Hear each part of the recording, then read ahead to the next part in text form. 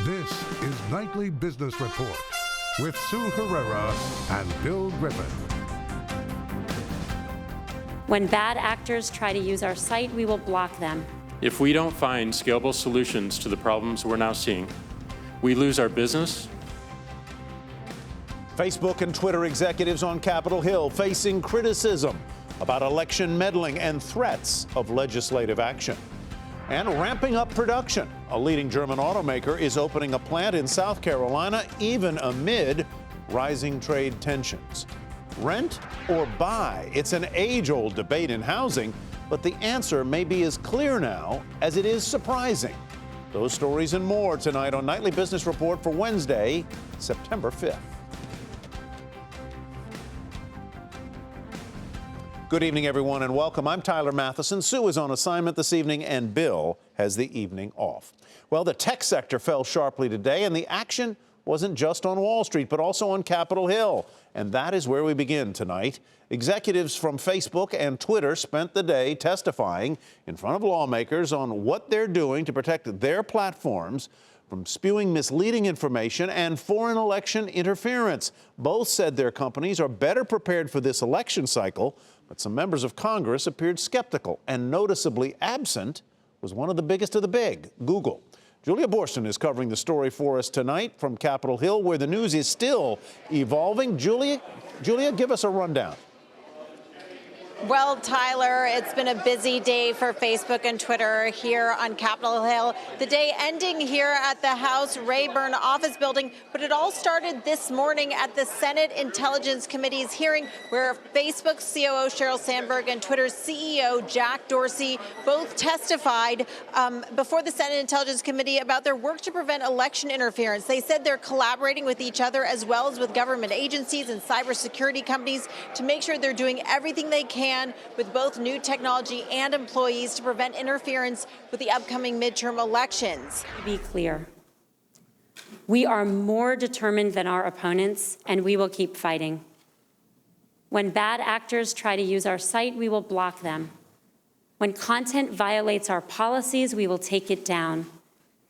And when our opponents use new techniques, we will share them so we can strengthen our collective efforts.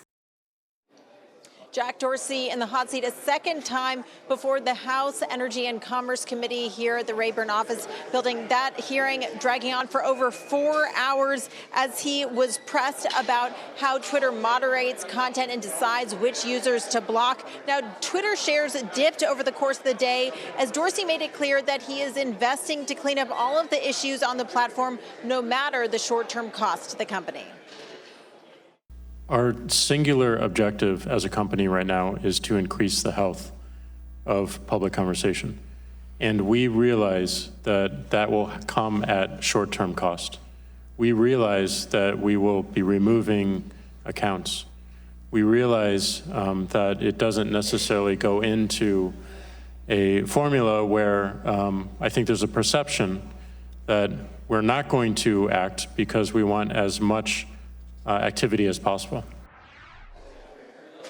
Google was notably absent from today's hearings. The Senate Intel Committee this morning leaving a seat empty to indicate that it invited Alphabet CEO Larry Page, who declined, and the committee rejected Google's offer to send its policy SVP Kent Walker. In both hearings today, there were a number of references and criticisms of Google for failing to send a C-suite executive. And while Dorsey and Sandberg were pressed on a range of issues, there was a general acknowledgement that the senators and congressmen were very glad that they came to answer these questions here while Google sat this one out. You know, Guys, back over to you. Julia, I didn't see by any means all of the testimony, but Mr. Dorsey was very interesting at one point when he was asked whether he felt his company's policies on what was fair comment and when they remove people, whether they were understandable and transparent. And his answer was he didn't even understand them. Yes, there was a lot of apologizing going on today. Both Sandberg and Dorsey saying that they know that they need to do better. And Dorsey in particular apologizing for the fact that the terms of service were not clear, saying that they are making changes to make sure they have far more transparency on the platform. They really want to make sure that everything is totally crystal clear to all their users. And then they're going to add a little more transparency about political and issue ads in particular. All right, Julia, thank you very much. The news is still breaking right behind you. Julia Borston on Capitol Hill. Well, the Justice Department plans to meet with state attorneys general later this month to discuss social media platforms and whether they're hurting competition and intentionally stifling free speech. The meeting is the first major signal of potential antitrust action against Silicon Valley. And the president and conservatives, of course, complain that social platforms have a political bias.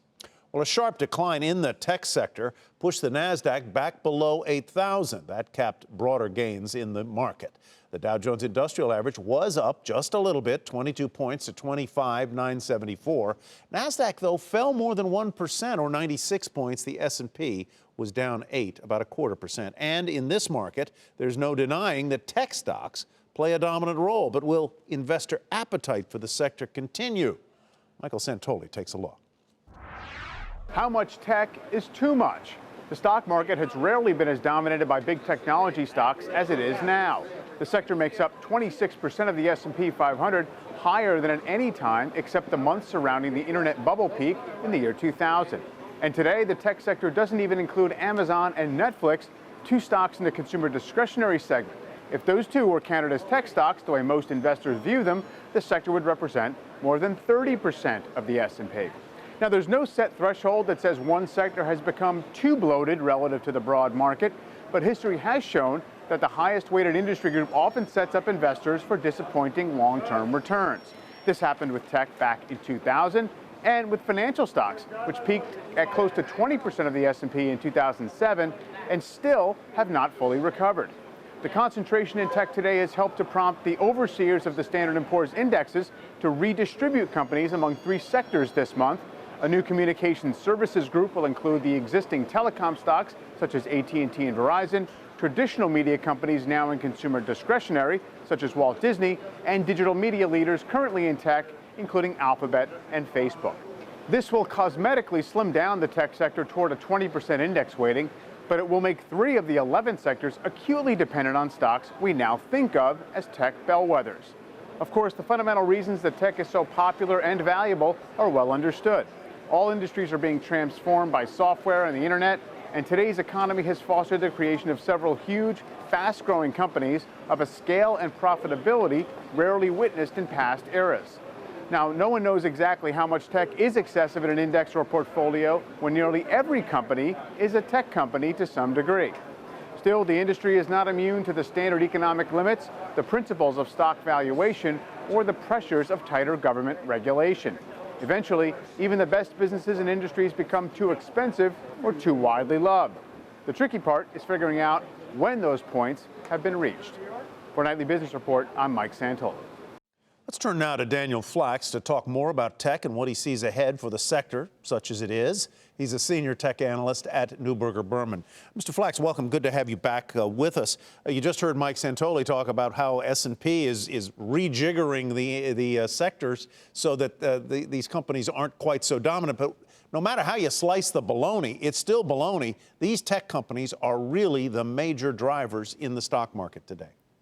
Great to see you, Tyler. I think what's going on, as was referenced by Mike, is that these technology companies are helping to transform, in addition to their own industry, it's really all the other industries, because what is underway is the digitization, if you will, of society. So all companies, whether they're old economies, certainly new economy companies, need to compete in a world where the internet and the cloud and mobility, instant communications are really a part of the very fabric of all elements of their business and indeed society. And so even with the rejiggering of the indices, I think the trends surrounding the technology businesses are with us for many years to come. That sounds to me like, despite the sort of high prices that some of these stocks carry, that you're a strong believer that technology is a good place to put money even now.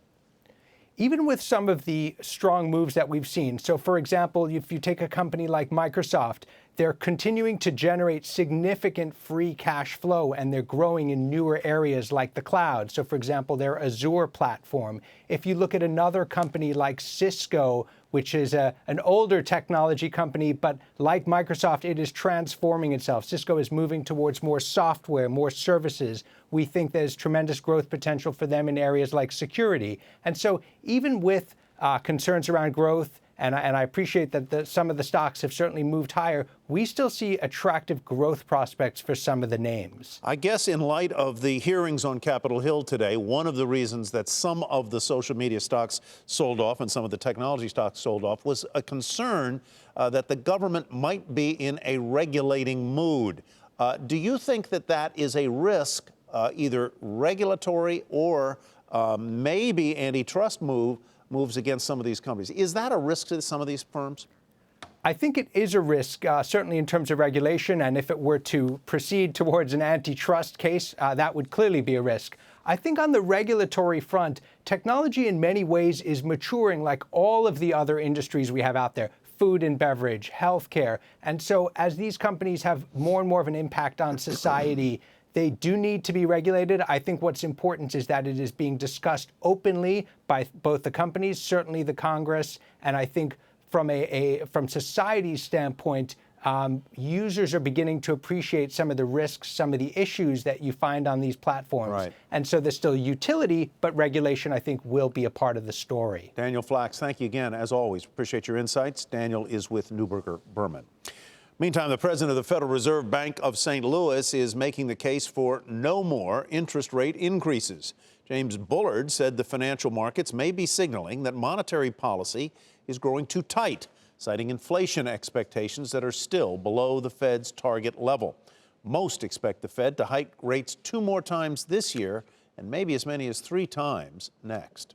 Well, the trade deficit posted its biggest monthly increase in more than 3 years.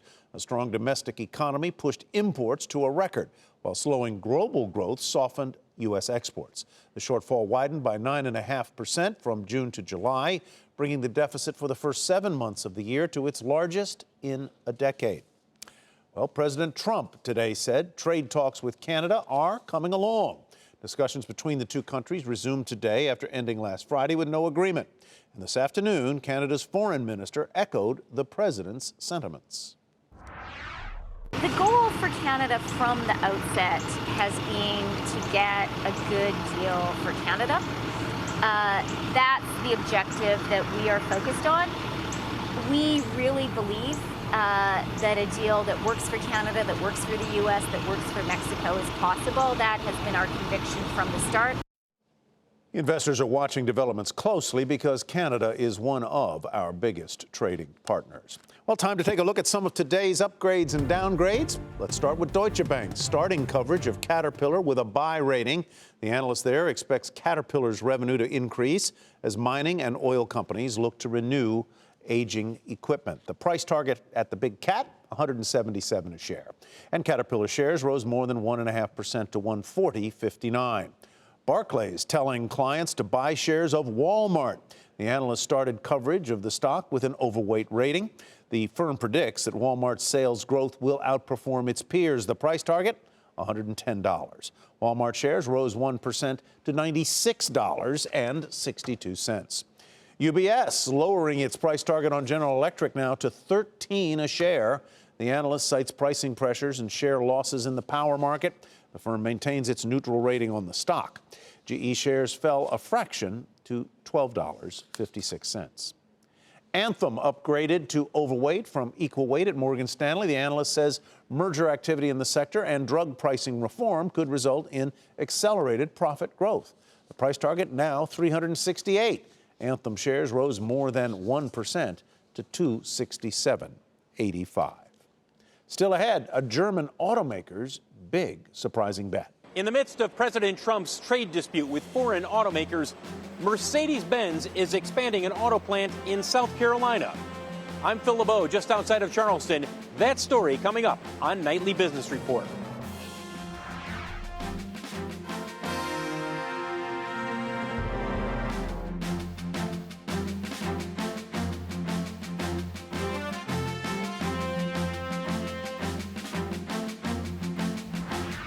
Trade tensions between the U.S. and Europe are far from resolved, but that's not stopping some automakers from increasing their production here in the U.S.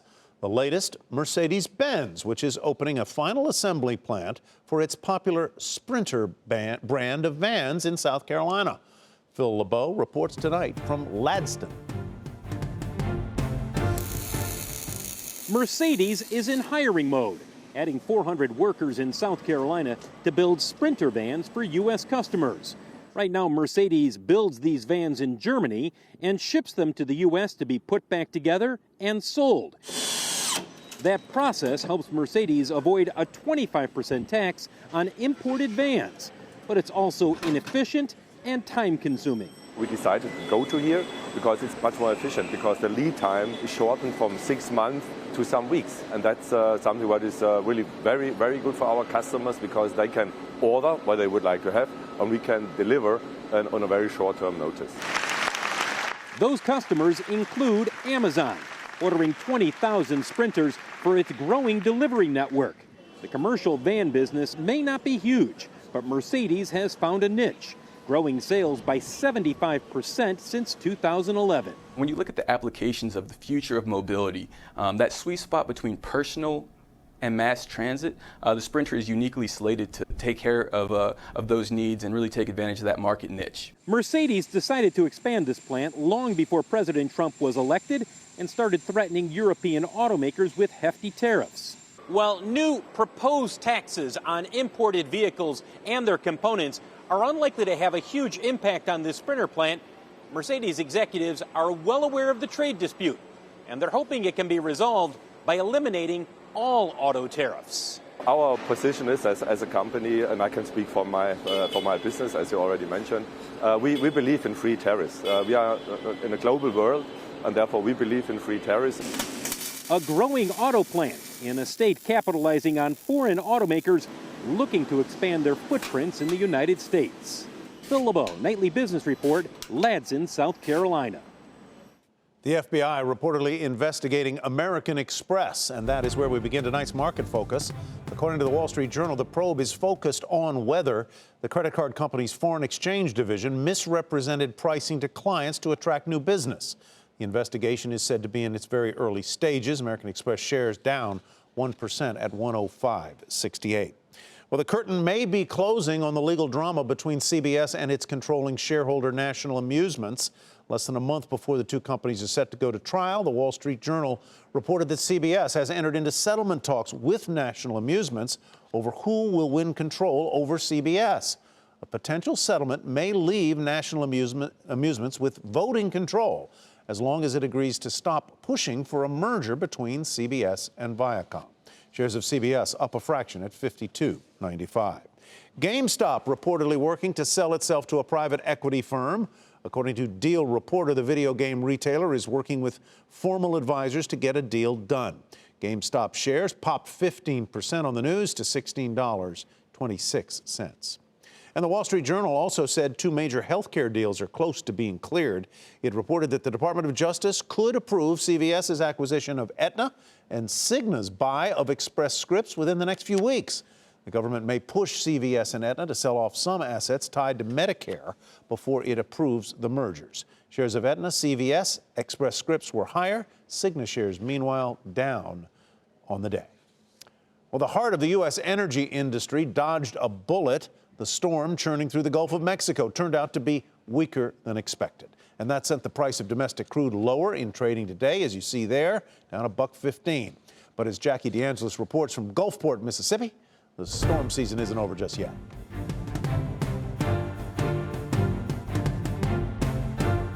The forecast was for a possible Category 1 hurricane, but the storm churning through the Gulf didn't pack quite that strong of a punch when it made landfall last night.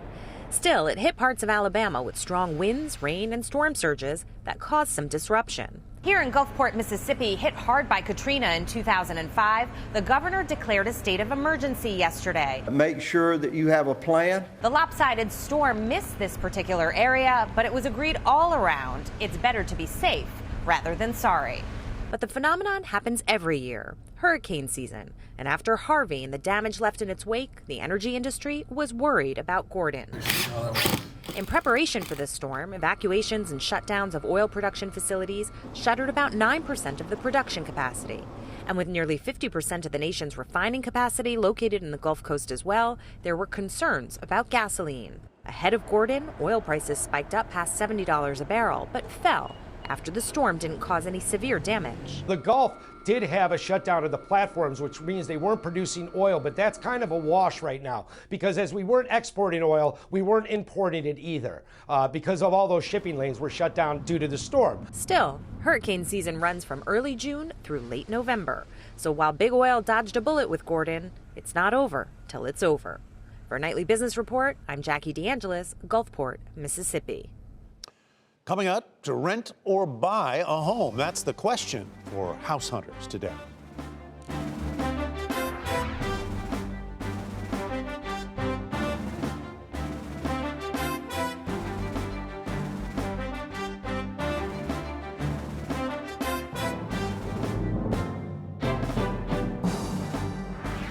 Senator Bernie Sanders introduced a bill called the Stop Bezos Act. The measure would require large employers like Amazon and Walmart to pay the government for food stamps, public housing, and other federal assistance received by their workers.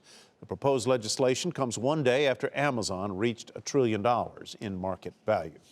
Mortgage applications fell for the 7th time in 8 weeks. According to the Mortgage Bankers Association, volume was down slightly from the prior week as mortgage rates inched higher. That is weakening affordability for new home buyers and giving current homeowners little reason to refinance. Well, it is an age-old question. Should you buy or rent? The answer these days may surprise you. Diana Olick explains. For the past decade, it has been cheaper to buy and own the home you live in than to rent it. The crash in home prices combined with lower mortgage rates made the calculation simple, but now both are up sizably. The monthly costs of buying and owning a home jumped 14% over the past year. This is more than 3 times the increase in rents, which are up about 4% annually, according to Realtor.com. So the number of local markets where it's cheaper to rent than buy is up significantly. As of now, just 41% of the nation's population lives in a county where the median income family can afford to buy a home. Looking at the numbers for July, buying a home was cheaper than renting in just 35% of the nation's counties.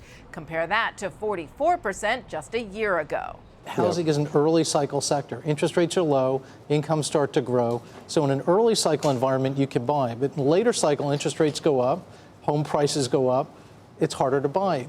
Looking locally, it's much cheaper to buy than rent in Detroit, Baltimore, Fayetteville, North Carolina, and in Madison County, Illinois, which is just next to St. Louis. On the flip side, it's cheaper to rent in much of Northern California and the New York City area, particularly Manhattan and Brooklyn. And renting is now a better investment than buying for the first time since 2010, according to research from Florida Atlantic University. That is, you make more money taking the savings from renting and reinvesting it than you do through owning and seeing your home equity increase. For Nightly Business Report, I'm Diana Olick in Washington. Well, let's talk a little bit more about buying or renting in today's housing market with Skylar Olson, senior economist at Zillow. Skylar, welcome. Good to have you with us. What do you say? Should I rent or buy? Well, like any economist, I'm going to have to say it depends. It depends a lot on primarily 3 things, right?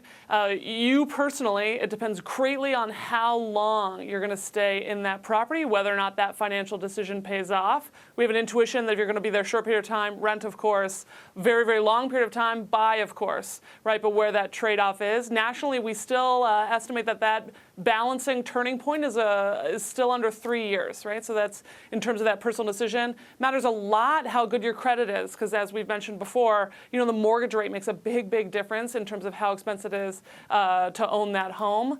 And then lastly, you got to have that financial plan for what you're going to do with your savings, if not putting in a home. A lot of Americans, when they make that choice, they actually don't invest as readily in stock markets, and that's an important part of that trade-off if you're thinking about it as a financial decision. Yeah, I guess it really comes down to a question of where are you going to build equity? You're going to build equity by investing in a real estate property, or are you going to take the money that you would have put down as a down payment and actually invest it and invest what you may be saving on rent versus mortgaging and paying the taxes and maintenance on a house, right? Right. One of the ways to kind of even think about a mortgage is, in many ways, it's a forced savings vehicle, right? You are forced to pay that thing every month, and a portion of that payment is going towards equity, and so you're growing savings in that way. Not everyone will turn around and do the same thing every month towards stocks. I would think, too, that helping renters is the idea that buyers are going to be able to deduct less of their mortgage interest going forward and less of property taxes, so the after-tax cost of owning a home goes up. Yeah, and that's actually only going to really make a difference for high-income earners in high tax states, right, where home values are very expensive. For most Americans, that's not really going to still even come into the financial equation in terms of a big financial payoff. But it's going to affect it's going to affect you in Seattle. It is, yeah, it very much so will affect me in Seattle, except for the fact that Seattle is in Washington, which does not have income taxes. So in many ways, when we look at what happened with taxes, Seattleites could be better off in an income, when we look at how much income they gain from the tax cuts. Right. So it really depends. Got to leave it there, Skylar. Thanks. Skylar Olson is with Zillow, and you can read more about renting versus buying on our website, which is nbr.com. And before we go, let's take one more look at the day on Wall Street. The Dow was up 22, but the Nasdaq fell more than 1% as tech shares slid 96 points down there, and the S&P off 8. And that, folks, is Nightly Business Report for tonight. Nice to be with you. I'm Tyler Matheson. Thanks for watching. Have a great evening, everybody. And we'll see you here tomorrow, or somebody will.